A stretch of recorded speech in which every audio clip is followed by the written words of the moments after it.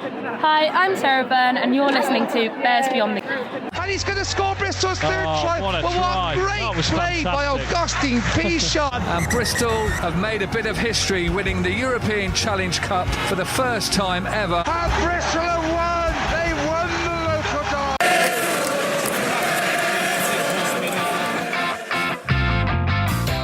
You're listening to Bears Beyond the Gate, a Bristol Bears podcast made by fans for fans. We're 2.5 season card holders who love the club, the game, and all things Bears. Well, this week, everyone, it's just Lee and me. The good news is we're still down the Bristol Beer Factory Taproom with a couple of jars. But the bad news is, or good news, depending on how you look at it, is that we've got no Miles this week. Lee, do you want to tell the listeners why? I have no idea why, Pete. To be honest, I know he's dropped the bomb show on us like last minute, hasn't he? But I don't know if it's got something to do with this Bristol weather again, because it's absolutely tipping it down. The listeners might be able to hear it above us, but actually I'm the type of guy who love listening to the rain when I go to sleep. Well, it's true. It's So yeah. I mean, maybe Miles is tucked up, or I mean, more sinister. Or more kind of maybe more realistic is that I don't know if we got the text through from Miles probably about 2 hours ago saying, sorry lads, Mrs. is gone away, I'm left with the kids, I'm a bit tired. But then I went and looked at flight radar and I saw a private jet leaving Bristol Airport about 20 minutes after we got the text going to the Caribbean. Oh yeah. So I don't know. Well, who knows Miles? I It's know, who Miles' knows world. Miles? He's a man that makes his own destiny. But the most important thing is we are here. Yes. And we're going to record a pod, aren't we? We are. We're going to record a pod. We're in the fallow season. Obviously, last week we recorded one that was based mainly around the interview with Dave Attwood, which I think we'll come on to a little bit later because we got some really interesting feedback after that. But of course, we have had a couple of. We did have a Bears women game on Friday. And the Bears women are still playing, and it's actually their season is hotting up a bit. So we're definitely going to be dealing with that, and we've actually got some input from listeners who were at the game and so on. But before we do that, Lee, I've just remembered because we are at the Bristol Beer Factory Taproom, and I think we need to tell the listeners what we're drinking. Because this was the exciting thing, wasn't it? I forgot this. Last week when we came to do the pod here, Phoebe, the taproom manager who looks after us, she said that somebody had come in and specifically asked, is this the place where Bears Beyond the Gate record their pod, and wanted to know where we sat. It was quite bizarre, wasn't it? It was bizarre. And whoever that was, brilliant. We're so pleased. Yeah. Because it got us another 3 point. That was the thing. And also, when we go to specifics, I hope they weren't asking exactly where Miles sat in particular, because I think he had a Ruby Murray, didn't he, on his last Saturday night? Oh, yeah, they're like, my God, the seat's still warm beyond the gate. It's 4 days later and it's still warm, you know. Yeah. Anyway, so whoever that was, if that person is listening, maybe you could let us know who you are, because, well, A, it was just amazing, and B, it got us another 3 point. and C, we love that level of sycophant as well. I mean, that is quality. That's what we want. So anyway, we should just say what we're drinking. So I've last week I think I had White Desert. This week I've got Valley of Eden. Did say it was a kind of smooth northern ale actually, but yeah, it's maybe it meant, I don't know what it meant, north of Devon maybe, but yeah, it's really nice. And I've gone for the Dune Twist again, which I had last week, was a New Zealand IPA. Yeah, and it's gone down as smoothly as it did last week as well. Well, mate, I mean, you're the sort of person, you know what you like, you stick with it, isn't it? Yeah, absolutely. Yeah. I mean, it's been a tough week. It has. So tell us about your week. Well, no, I can't. No, okay. I thought it was it's too involved. Well, life is just tough, and just getting up in the morning, I find, is a struggle. Absolutely, yeah. That's before anything else happens. Let's just say a couple of beers has been needed, but also the booster was, Friday night. I always loved the weekend. And the women's team were playing Loughborough, weren't they? Yeah. At HQ, Ashton Gate, BS3, and in front of just over 3,000, was it? Yeah, absolutely. It was just over 3,000. So I think we may as well get on and talk about that, because that's part of the reason we're here. I mean, the Bears women, they ran out 33-17 winners against Loughborough Lightning, and something we've mentioned in the past actually, that got one of the best kits Loughborough Lightning. Yeah. We do like their kit. They've got that sorted. And then, bizarrely, I was watching netball on telly on Saturday because my daughter's a big netball fan. I'm going to struggle to. And the Netball Super League has just started, and Loughborough were playing Team Bath. So, hopefully they give them a good hiding as well. They absolutely mullered them. Good. But am I right in that?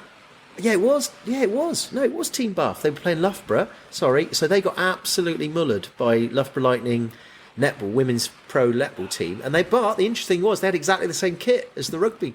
So it's obviously a university type thing. So I should Team say Loughborough. Team Bath got absolutely mullered. It was like the equivalent in netball. I think it was something like 80-30. And that's the equivalent of getting pretty much getting. It's a double shellacking in netball. I mean, it's almost a kind of pushing towards 100 points in rugby. Nice. So anyway, we're not talking about netball. We were talking about the game. Well, so 33-17. That means that now Bristol Bears women are lying in fourth place. They are 36 points. They've got off 11 games. They're a good 14 points ahead of fifth, which actually is Loughborough. But only 2 points behind Exeter. Yes. After that good win they had at Shaftesbury Park. But they are 9 points behind Saracens. And of course, the thing with the Premier 15, the women's Premiership, is that it's a playoff situation. Yeah. Top two have home semis. And then obviously third and fourth have away semis. But interestingly, they are playing Saracens in, I think they got Trailfinders next, and then they got Saracens in a couple of weeks. So it could start hotting up. So it was all to play for. Really good at Ashton Gate, 3,000 people, kind of squeezed in the dolman a little bit. And I did wonder. Well, we should say that you were down there with a couple of our listeners. We are going to mention them in a couple of our pod favourites. So Matt Crute and Marcus Watts, friends of the pod, but actually I'd say friends of ours already. Now we've met them a few absolutely. times. And Matt got me a free ticket, so I've got to say cheers, mate. I appreciate it. And I should say he did offer me a free ticket as well, but I had to decline, unfortunately. But I did watch the game at home. Yeah, no, you watched it on telly because obviously this year the women's Premier has been put on TNT Sports. It's all part of a wider push on the women's game. Yeah, which was brilliant, isn't it? Yeah. 100%. And I think the fact that there is over 3,000 at Ashton Gate, although I was saying that thought it would be quite nice that they could have opened the Lansdowne, especially with some of us that don't get to sit in the Lansdowne on a normal, kind of on a men's game.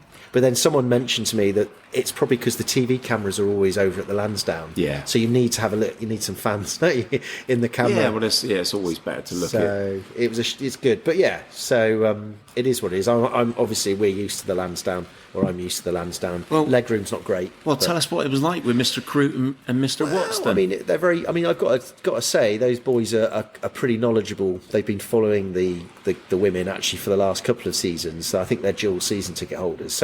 So there was a lot of kind of murmuring next to me, a lot of nodding of heads at times, and they knew the names of most of the players as well, which is good. Well, they to be fair, they've made a massive contribution to the women's game, haven't they, in the last year or two, and full credit to those boys because they do turn up and they rock up every week. No, absolutely. And they're really supportive of the women's game. So well, I thought you're in good company. Yeah, Pete. I almost felt as though I was with Bears women royalty. Yeah. To be honest, and it was a little bit intimidating. But then I think I said something like, I quite prefer Kira Bevan than Lucy Burgess. I just feel that she's got a bit of a quicker pass, and that caused debate because Matt disagreed with me. Marcus agreed with me, so I felt as though I'd earned my. After that, they started talking to me after that. So you were basically in there to stir the pot. I was stirring the pot a little bit, but actually, we are going to talk a little bit about the game. But I thought, as is the way, when we have a man's game, we often ask for any listener comments or any follower comments via. X, formerly known as Twitter, but I've been told just call it Twitter. Yeah. So I did the same thing, and I thought, well, let's read out a few. So here we go. So these are all people that were either at the game or watched it on telly. And I did actually say, thoughts on the match and the PWR more generally, and voice notes and posts welcome, including acrostic poems. Oh, again. So, talking of that, first person to reply, well, actually it wasn't first, but it's the biggest reply was Marcus Watts, who I watched it with, and his comment was, "You want poetry? We'll give you poetry." So straight away, into... He's gone for the juggler. I mean, this is unbelievable. And actually, I can see that he'd written this on a separate document and then had kind of embedded it into the post. So it wasn't just a kind of made up on the spot. Oh, wow. He thought about it. So here we go. Good. This is Marcus's contribution about the game on Friday. Lightning came to town with their very best players, internationals Scarrett, Rowland and Cumbea, gunning for the hometown Bears. Howard, our heroes in blue, Bristol Blue Fair, taking an early lead through Pam. No worries for Ward, as through them she ran. Into the half-time with 5 points in the bag, never in doubt, taking the rights to brag, guaranteeing maybe a top 4 spot, but rest on our laurels we cannot. Well, that sounds specific. It sounds a little bit... Can't even say it. You can't, it's that but good. Sounds like a bit like a quatrain to me. It's a stanza of 4 lines, and times 3. I think you're right. I like that from Marcus Watts. I mean, he's known as the Shakespeare of Stoke Gifford. He is. So that was it. I mean, that is impressive. That is impressive. And I kind of feel sorry for everybody else who I've got to read out now that have got to come after that. But you've got to start with the best, haven't you? You have got to start with the best. But, so brilliant, Marcus. We really appreciate it. And also thanks for the pint you bought me as well. So here we go. A couple of others. Paul Jordan. He said, fast game with lots less kicking than the men's game. Dry robes taking over the stands. We'll come back to that in a minute. Then he also followed up with his own little acrostic on Bears. It was, ban the drums, everyone in dry robes, always entertaining, running rugby, Simmy is back. Referring to, obviously, Simmy Pam scored the first try. Then Matt Crew. Even though I'd sat next to him all game, he's also come on and put a comment as well, which is brilliant. So his wasn't an acrostic. He's gone down the bullet point route, but he didn't do bullet points. He did little lines, little hyphens. But that's not specifically what you asked for. No, I didn't. I said disappointing. Well, to be fair, is he being downgraded for this one? I don't know. I think it's short, sharp. It was short, sharp summaries, and I think he'd argue that they're short, sharp summaries. So, I mean, the poetry is like an extension task. Okay. What Matt's done is the basic task that I asked. So, fair play to him. So he said, assured shift from the 23. Internationals on fire, especially the Scottish contingent. Row at 8 was the difference, as gave us forward, as gave us go forward to stay on the front foot. Rideau, that's Amber Reid, close second for player of the match, looked head and shoulders above Scarrett / Rowland. Great crowd at the gate, and love seeing the game growing still stronger in Bear Country. So a lot of points in there that Matt's made that we may come to. Yeah. Kate McCoy, another friend of the pod. Yeah. And also, someone we see a lot, who's also a big advocate for the women's game. She said, love to see how the women's game is building. Atmosphere at the gate was great. Really looking forward to the next home game against Saracens. Victoria Lilly, somebody I don't think we've had on before. Great win for the Bears, and for England fans it was great to see Emily Scarrett playing again. Feel the team is finally clicking, which is perfect timing. And then the last one I've got here was Dan Masters, who another big fan of the pod, who we see down the tap room on a match day, usually wearing his nice sort of beret that he's got. He went for more of a bullet pointer thing, and he used bear emojis for his bullet points, so fair play to him. And his comment was, slick plays, kicks to the corner were perfect, Ronita seemed possessed, simply amazing, my Bear Cubs loved it, Dolman seats too small, robes with Crocs. So I think he covered, again, all the main issues there. So thanks to everybody who sent those in. You covered most of it, but let's see what we think. I mean, you watched it on telly, Lee. I know it's it was 3 days ago, and your memory isn't the best. But what can you remember of the game? Okay, so I can give a brief summary anyway. Yeah. But I felt it was a game that it was really close actually. First 10, 15 minutes, and I thought both teams were really, really going for it. I thought the first try actually, Simmy Pam.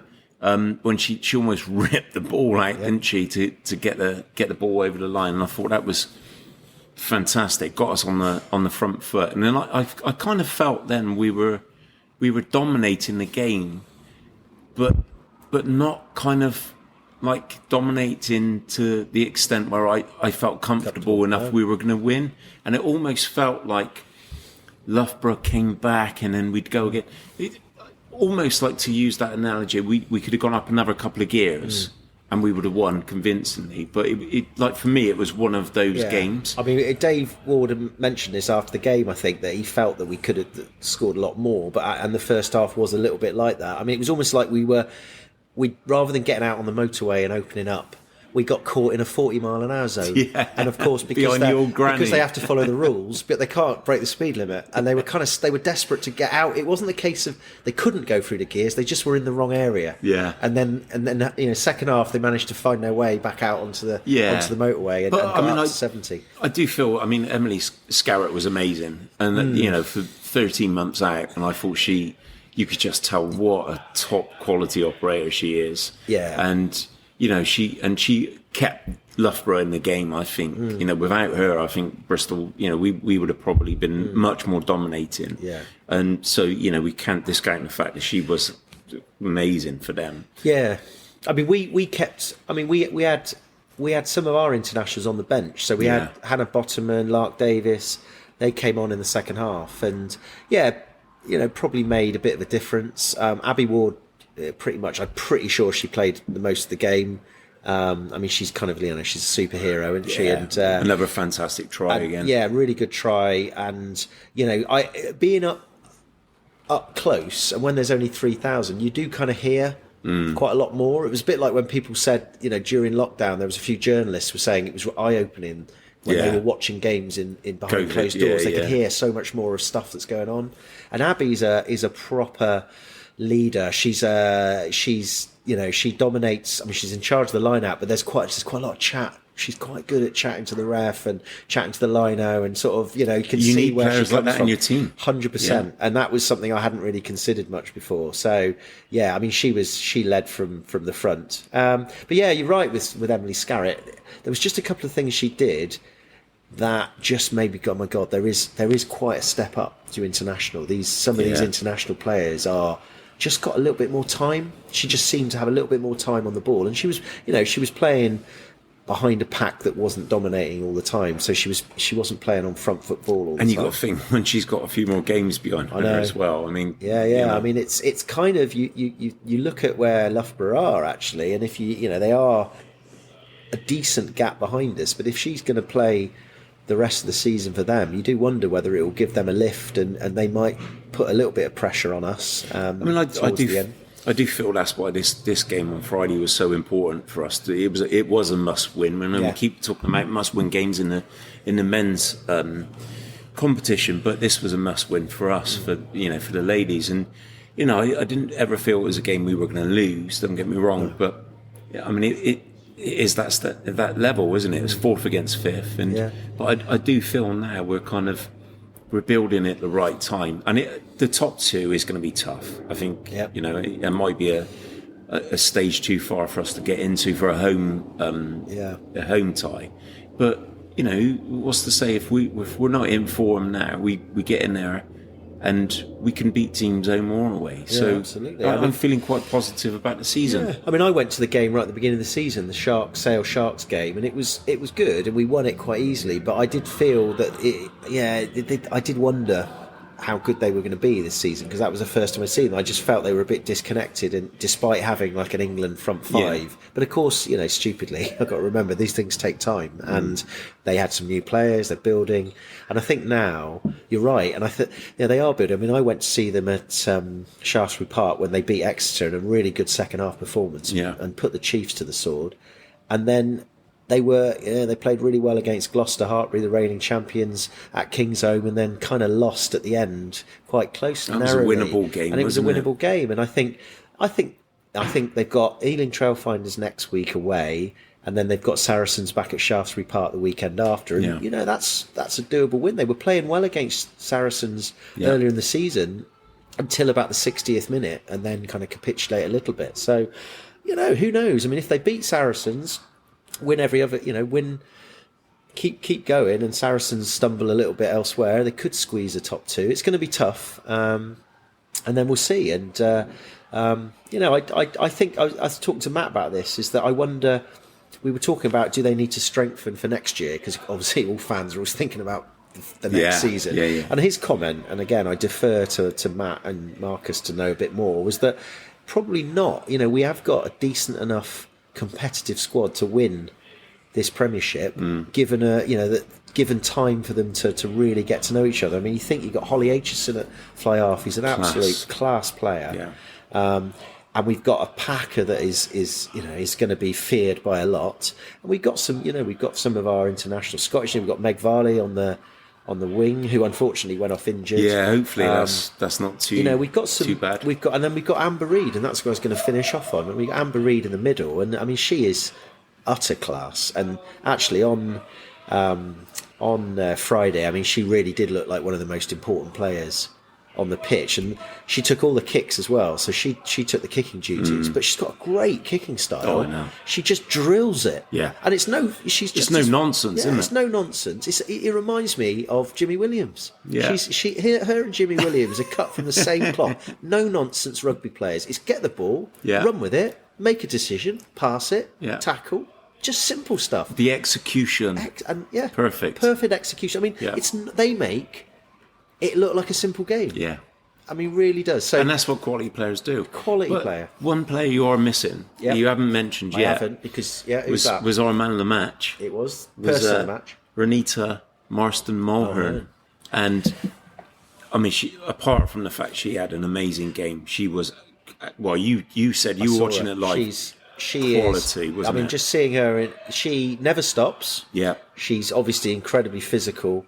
But as Matt said, he calls her like a smiling assassin. She's, she doesn't get caught up in any nonsense. She just does the job. Yeah. And you particularly like her though, Lee, don't you? For what reason? Because when she was interviewed after on TNT, I loved the Bristolian accent, and it was more Bristolian than me, and it was just so nice to, it's exactly what we've wanted, Bristolian players in our Bristol team. And, I thought she interviewed really well, and you could see the passion as well. And I just absolutely loved it. And also, it was no nonsense tactics. It's like, we talked about the fact we're going to go out, they're a physical, so we're going to go out and smash them. And we do it. So what we did is we went out, we smashed them. I was like, mate, that's the opposite of being told that we lost because we lost possession and dropped the ball. It's like, that's it. Tell me, I know, I saw it, and I'm really glad he said that, because that's what you did. Although, it was just so refreshing, wasn't it, to hear? And I'm really proud of the girls, and the fact now we've I think we haven't cemented top four, but I think we're probably pretty confident now that, we guarantee the top four spot, and, we move onwards and upwards. And I just feel like we're kind of gelling at the right time, which is exactly what we said at the start of the season. It's like I say to my GCSE students, the mocks, there's no point doing well in the mocks, because that all you got to do then is get worse. The time you got to do well is in the summer exams. Do you tell them to do badly in the mocks then? No, not. So what I say is you got to learn from the mocks. Why do you put a Bristolian accent on? Because obviously, because it sounds like more like knowledgeable. Do you say you got to take your learnings? I said the thing about the mocks, girls, because I work at girls' school. The thing about the mocks is that everybody's got to learn something from them. And if you do really well, you only learn a very small amount, and that's no good. You've got to learn just about. So I say doing GCSE is very much like being in the Women's Premiership Rugby, when you don't start very well, but you're like, as you say, you're heading towards a possible semi-final home. So we'll see how it gets on. Anyway, I think that's it.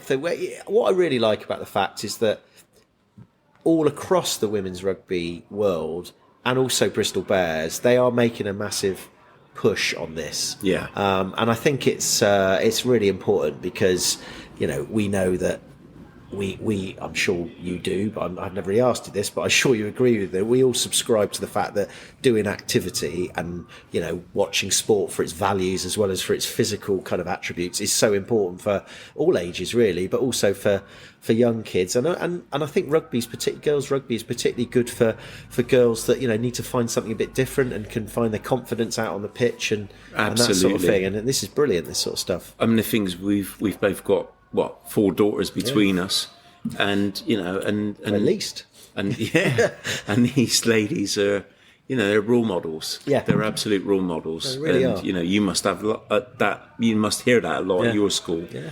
What they're doing on the pitch. They're inspiring people, and they're inspiring not just girls, but they're inspiring boys, girls, us. They inspire us. Well, I think this is where we have to also take our hat off again, because we do it many times, to Steve Lansdowne and the whole concept of the Bristol sport thing. That when he brought the rugby over, and he very much said it was Bristol Bears rugby, Bristol City football, but it was also Bristol Bears women, Bristol City women, and also the Flyers. And I think that's a huge thing that has brought everything under one kind of banner, and aligned it all, and then allowing especially also the academies and the younger, and using the HPC and all this sort of stuff for training, and of course it's not rocket science, but of course now that you're getting this crossover between both codes and fans of both teams, and it's one big Bristol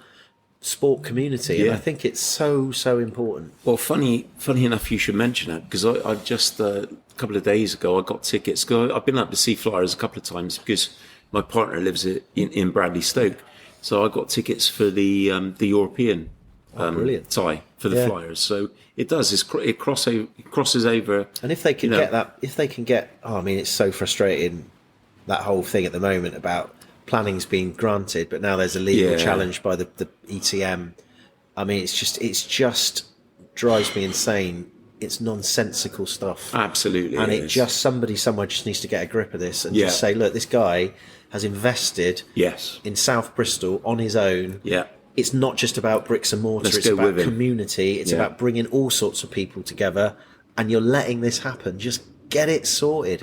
Anyway, that's another pod. Well, it is, considering the population of Southfield is going to increase by 63% in the next so many years. Yeah. So, but anyway, on that note, it's just reminded me, and I think I'll do it now, is that we did get a message a while back from South Bristol Rugby Club, South Bristol Girls Rugby, and we did do a little shout out for them about an open day that they were running, and it was actually on Friday. It was on the same night as the Bears women, and it was at Bristol Barbarians in Whitchurch. Anyway, I thought, I'll ask them, find out how it went. So I sent them a message to say, we'd be interested to know, what happened. He said, and I don't know who it's from actually, so whoever it is, thanks. But I got a message back on Instagram saying, "Hi gents, thanks so much.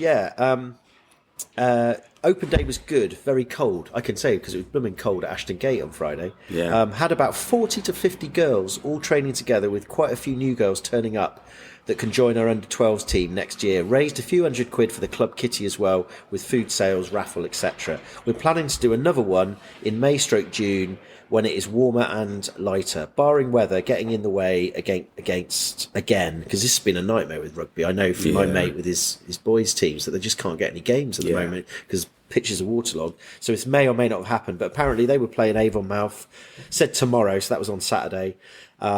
So I don't know what happened. I hope they got a game on, let alone won it. So that's a shout out for South Bristol Girls Rugby. I mean, we should say as well, it is absolutely tipping down outside again. So if listeners can hear this on the canvas of the tap room, it has been. And I mean, it is a nightmare it's a nightmare for grass related sport, because just to dive into a little bit of geography. I mean, once the soil gets saturated, and it then rains again, there's just nowhere to go. There's nowhere for the water to go. So we refer to a very low infiltration rate, and therefore you lead to an increase in surface runoff. But that's okay on a road. But if you're in a field or a pitch, it's just a load of mud.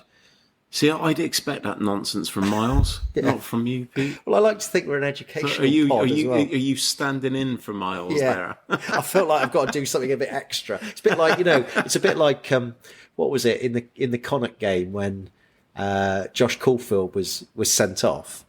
He had Donica O'Callaghan was like, his comment was, well, that's what happens. So someone's got to step up and do more work. And that's what I feel like today. Miles is not here. I had to step up and do a little bit more work. I'm sure the listeners would tell us if it was worth it or not. Anyway, talking about work, I I thought I wanted to. We'll move on from the women's stuff. It's brilliant, and we're going to try to keep covering it as much as we can. Absolutely, and hopefully one of us will be able to go to the Saracens game and be able to report back on that as well in a few weeks' time, because there's a lot at stake for them.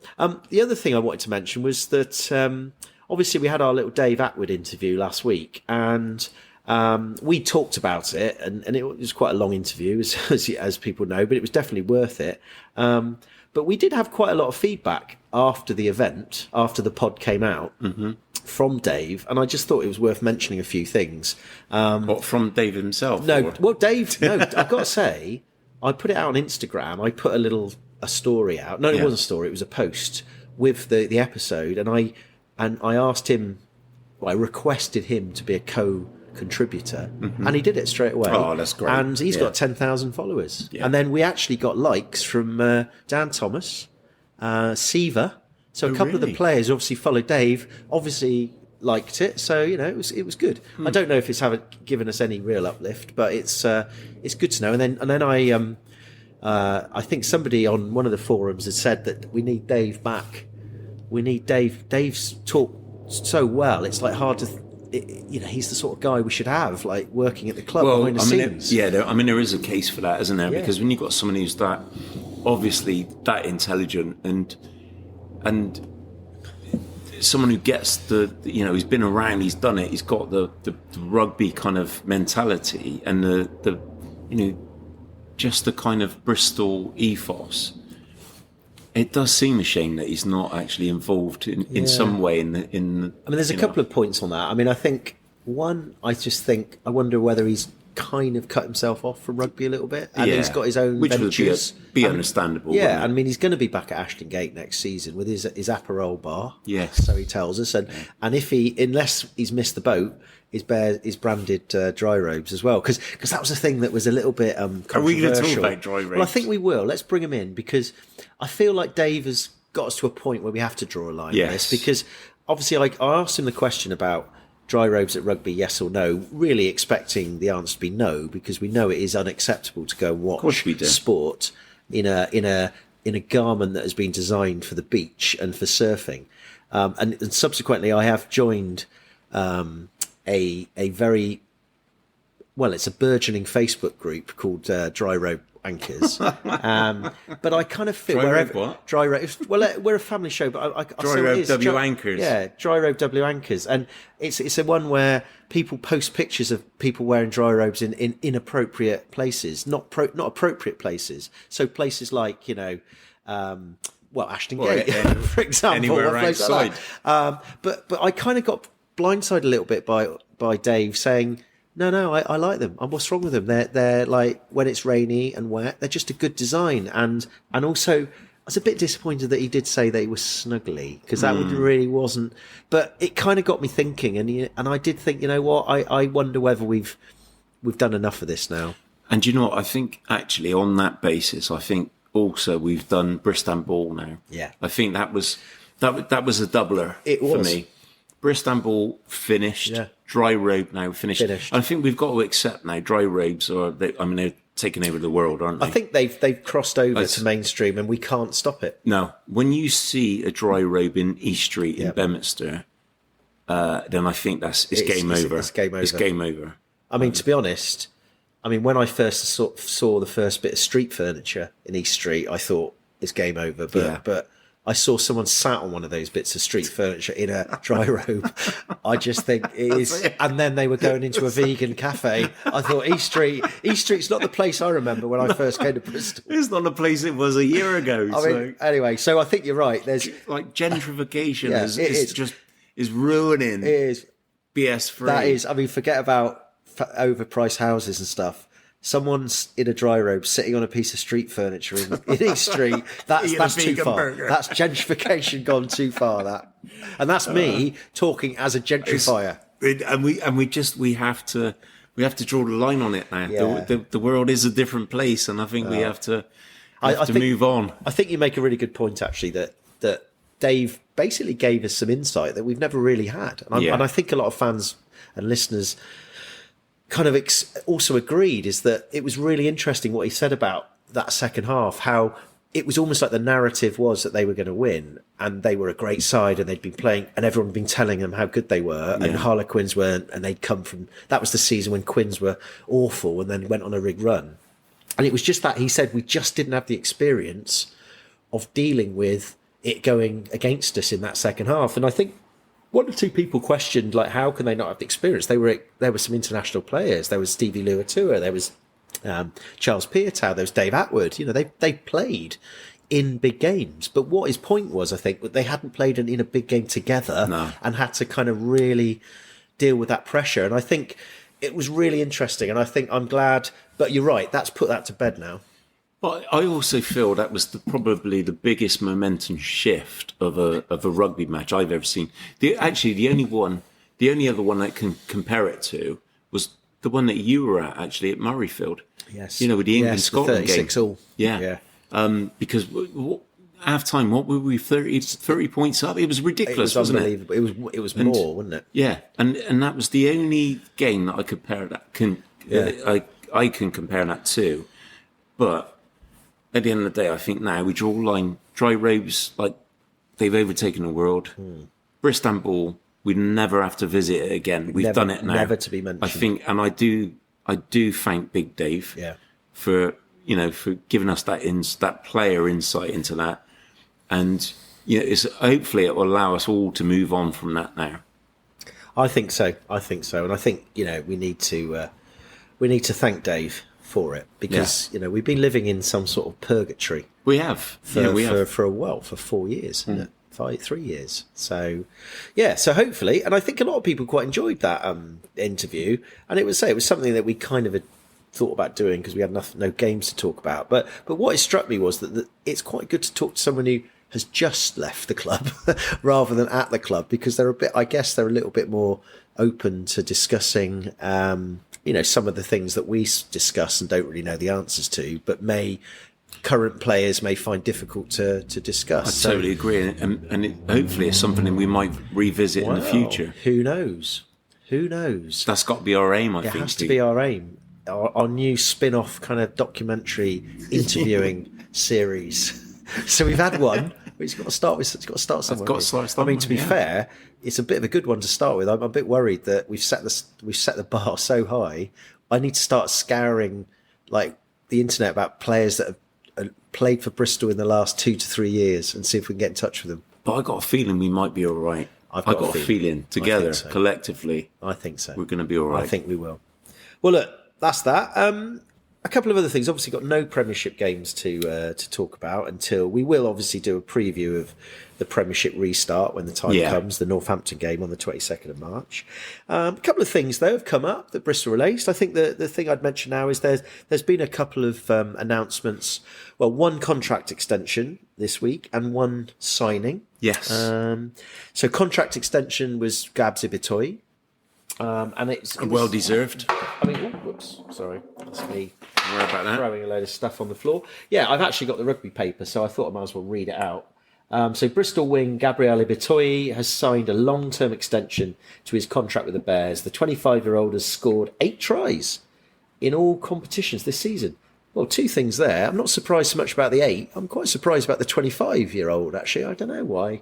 Sort of thought he might be a touch older, but fair play to him. Well, I guess he's been one of those players that, he broke through quite young, didn't he? So very much so. And then it carries on. Pat said, quote, Gabs has the ability to create opportunities out of nothing and is fast becoming one of the most potent finishers in the country, as demonstrated on multiple occasions already this season. Doesn't sound like a Pat Lam statement, does it? I was going to say, I mean, when Pat says that his biggest strength is creating opportunities out of nothing, I always thought that doesn't sound like a system player to me, does it? I know what he means. We're being a bit facetious, but I mean, it is kind of interesting, though, isn't it? It is very interesting, but again, it's how much you want to look into the wording of it, isn't it? I know, but he has been outstanding for us. We have to admit, and it's been an absolute pleasure watching him this season, and he has been one of the bright sparks. And also, what I think has really been good about him is that he's actually improved.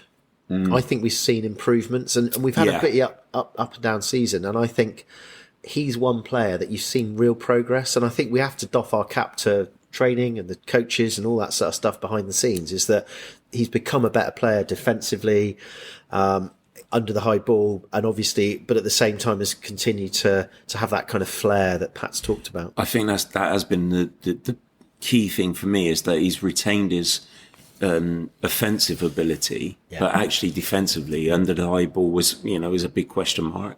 And he's done perfect. Not perfect, but he's definitely a lot better. And defensively, we've still got a lot to work on, but he's getting there, isn't he? And I think when we look forward to next season, that he's going to be a massive player for us, key player for us. I mean, the other thing I wanted to point out in that newspaper article was the fact that he signed a contract, a long-term extension, but unfortunately, as is the way, it seems, not necessarily just with Bristol but other clubs, is we don't know exactly how long, keeping their powder dry a bit. If we go for the fact that a 3-year deal is pretty good as an initial deal, are we saying 2-year extension? I'm thinking 2. I'm thinking 2. Yeah. 1, I wouldn't call 1 a long-term extension, is it? No. 2 means that he can't look around for at least a while. Yeah. So I think we'll speculate on 2-year, but if anyone's got any other info, please let us know. Our various places, which we should say at this point, if you do want to get in touch with us, and people do from time to time. Yeah. We've got various places. We've got Gmail account, so it's bearsbeyondthegate@gmail.com. We've got a Facebook page, which is Bears Beyond the Gate. We've got Twitter, obviously, which is Bears Beyond Gate.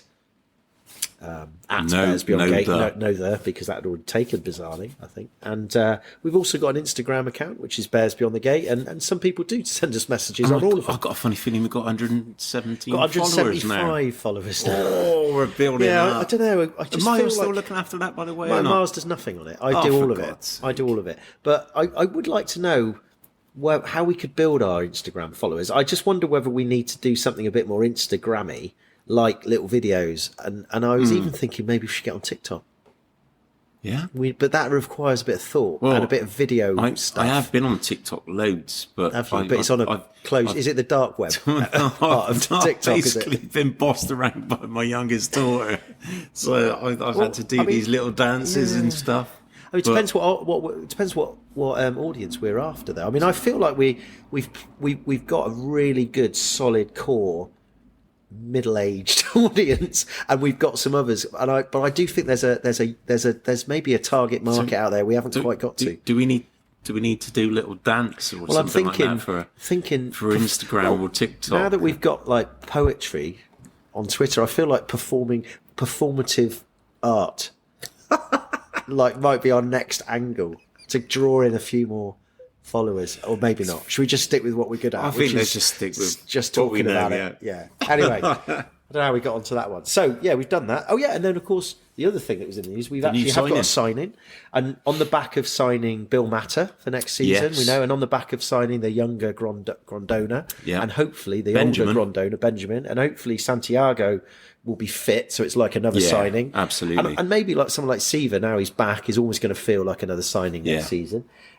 We have signed Kofi Cripps, who is 20-year-old flanker, was formerly part of the Wasps Academy, but has been playing at Clifton. Yes, and he did make one appearance for us on loan. So I think he was on loan from it. I don't know where he's on loan from. Someone might know that.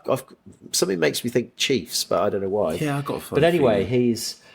he made an appearance for us in the Premiership Cup, but has also represented England under 20s during the 2022 Six Nations. Well, we should say that he is not a relation to Gordon Cripps. No. Who was a lock back in the 50s, who used to kick actually quite well. I mean, I wasn't around in those days. I imagine this sort of kicking down the bottom of the ruck is a little bit different. I would have thought so, yeah. Well, hopefully just as accurate. No? I mean, we don't really know anything about him. He's clearly a really good young guy, and he's potential. I've seen a picture of him. He looks nails, I've got to say. Yeah, I mean, there was a lot of speculation saying, well, maybe that's the end of Dan Thomas, and I'm not quite so sure. I think the important thing is that there are going to be a lot of players out of contract at the end of this season, and I think we're going to see a bit of... I mean, I wonder whether this fallow period, there's a lot of stuff going on behind the scenes. You would have thought it would be a great opportunity. And now what we learned from Dave Attwood about Pat being a pretty good operator when it comes to contracts. I imagine Pat's phone has been red hot in the last couple of weeks.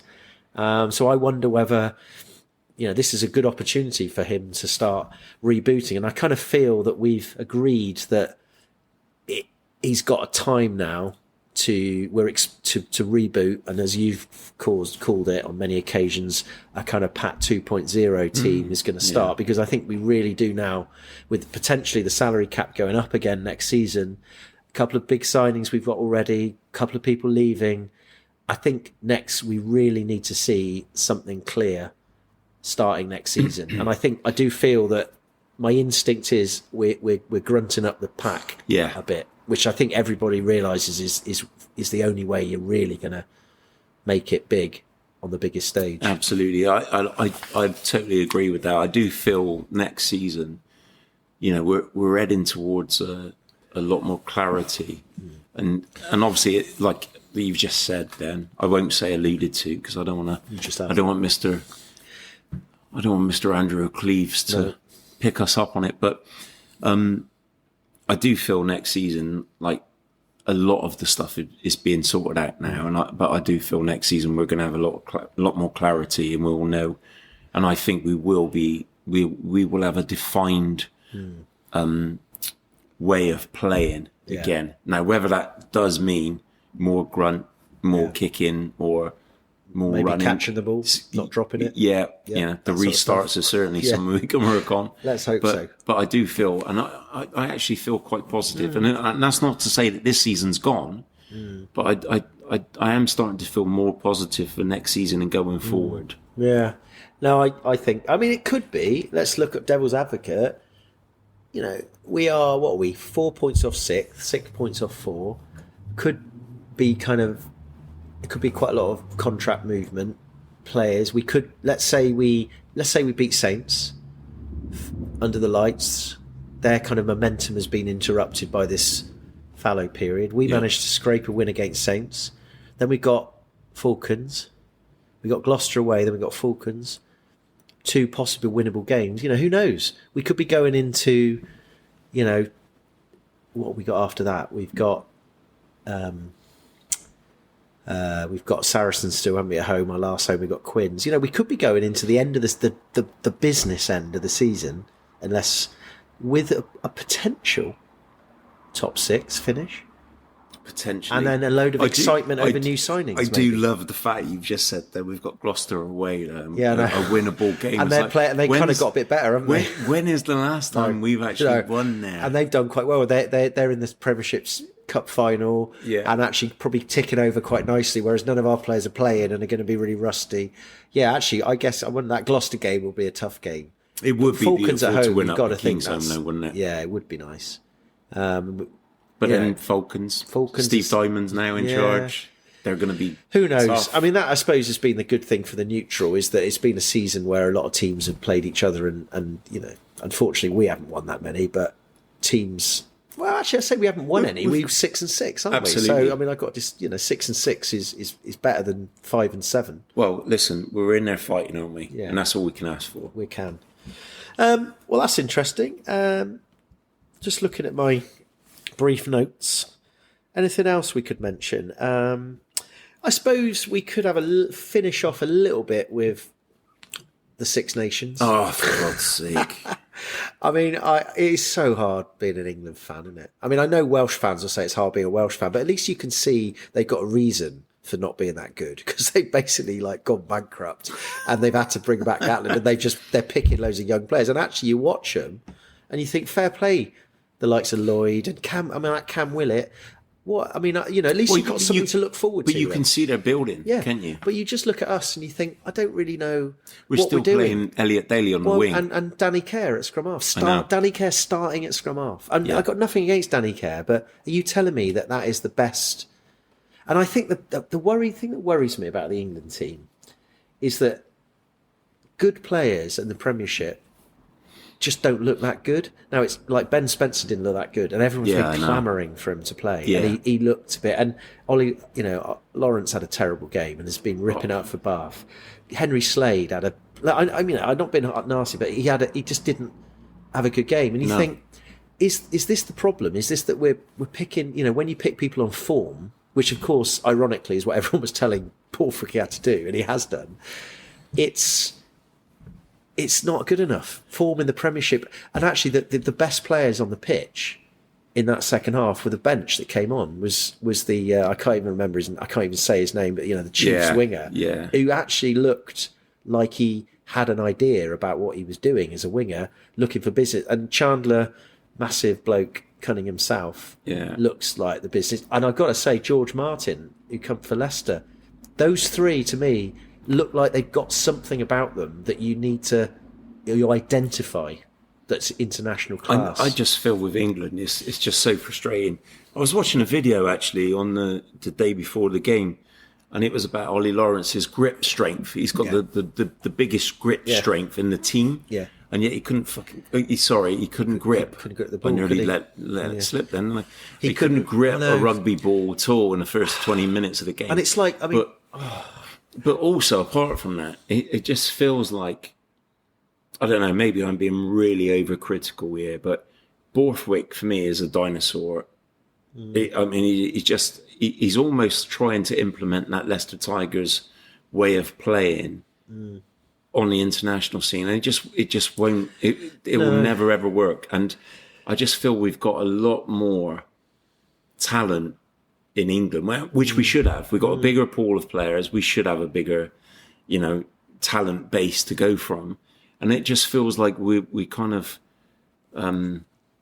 we're just playing within ourselves. Yeah. And like you say, though, to be fair, we've got to say, there's better teams out there. I mean, the Irish at the moment, my mate Buddy is in heaven because Ireland are playing so well. And let's play devil's advocate. I mean, Ireland, their whole system is designed for them to play well at international level. I mean, their whole domestic setup helps it. But that said, they've created a team that know each other, that play each other, and it just seems that. And I know we've got the legacy of Eddie Jones in this as well, but it's just this weird thing, isn't it? You're just plucking good players, sticking them in a jigsaw, and they just don't fit somehow. And I mean, I know I think Steve Borthwick's a decent guy, and I think he's an intelligent, he's a clear thinker, but he's a forward, he's a line-out specialist. Yeah. And then what he's done is he got this guy in to sort out defence and the blitz defence. And that's great until it's not great. Yeah. And it's not, when it doesn't work, it fails badly. And this is happening. But it's like, what about our attacking side? And it doesn't, he's got Richard Wigglesworth, who I loved as a scrum half. But, he's not no real qualification to be an international attacking coach. No. And I just think, I know Steve came out and said, we made some mistakes, but it's like listening to Bristol. It's like we made some mistakes and lost possession. It's like, I know, I could see that. So the question is, why is George Ford throwing a pass at George Furbank's head in the middle of a game, which then comes off his head and it gets Duan van der Merwe, that real big Scot, skins everybody. Like, why is that happening? Because should Ford, I love Ford, but why is Finn Smith not playing? We should be building a team around him. Well, surely now is the perfect time for us to build, because we're 4 years away from the next World Cup. Now is the perfect time to get these boys in, and England fans don't mind losing games if we know we're heading in a certain direction.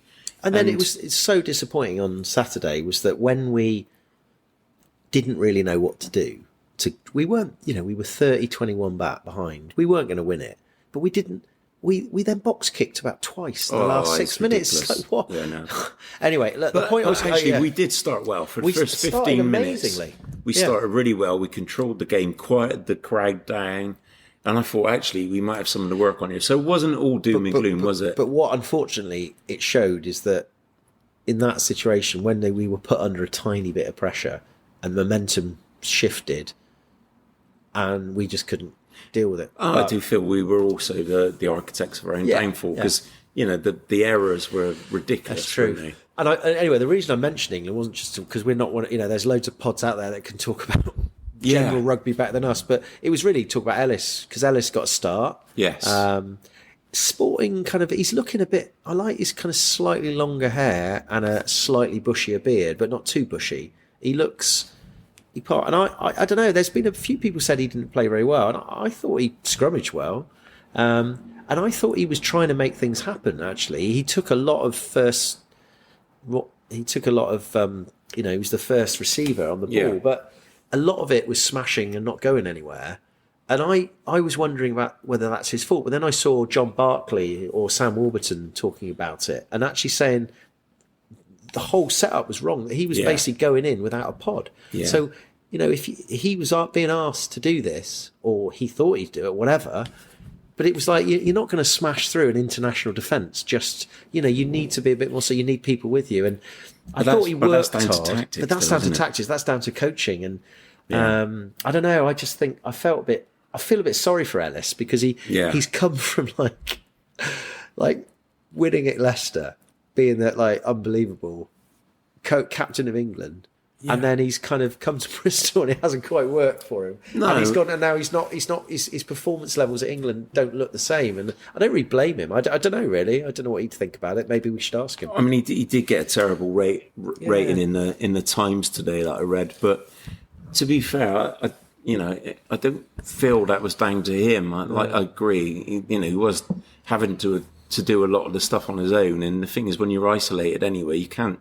It's a 50-man game, isn't it? So, yeah. Oh, well, we'll see. We'll see how we get on. I mean, we can't really talk about anyone else because no other English player, no other Bristol players was selected from any team. That was bad enough. Although, Magnus Bradbury got in the training squad and then wasn't in the 23, which is maybe a good thing. And then I suppose the only other thing we should mention is Harry Randall. Yeah. Obviously he got picked. He got picked for the main squad and then dropped straight away to the A. And all we should say about that is, apparently, it was a bit of a one-sided game today.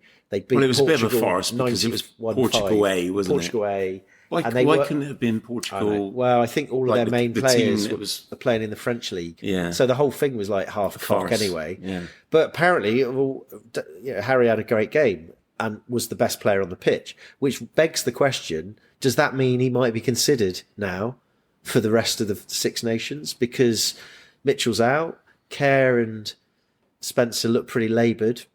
Could it be? You'd like to think so. I'm going to Twickenham in 2 weeks' time to Ireland. Could I be seeing Harry Randall start in that game? Who knows? Anyway, mate, I think we've been rambling on long enough now. I'm sure people have fallen asleep. So unless you've got anything else you want to add? No, I think we're all good, aren't we, this week? Well, we're rolling on to the next pod. We've got a few ideas, haven't we? I think we probably won't do one. I don't think we're going to do one until March the 10th now. Yeah. Because there really isn't much for us to talk about. So all things being equal, we'll probably do one March the 10th. And then after that, it will be March the 17th. That'll be the preview for the Saints game, back in the game. So yes. This has gone on a bit, but you've got at least 3 weeks to listen to this. So hopefully somebody will listen to it.